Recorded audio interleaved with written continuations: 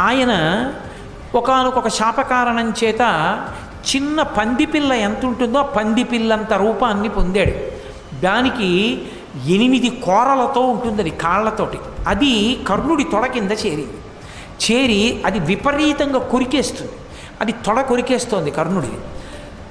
తన తొడ కదిపితే గురువుగారికి నిద్రాభంగం అవుతుంది, నిద్రాభంగం అయితే దోషం అవుతుంది, దోషం అయితే గురువుగారికి కోపం వస్తుందేమోనని కర్ణుడు కదపలేదు తొడ.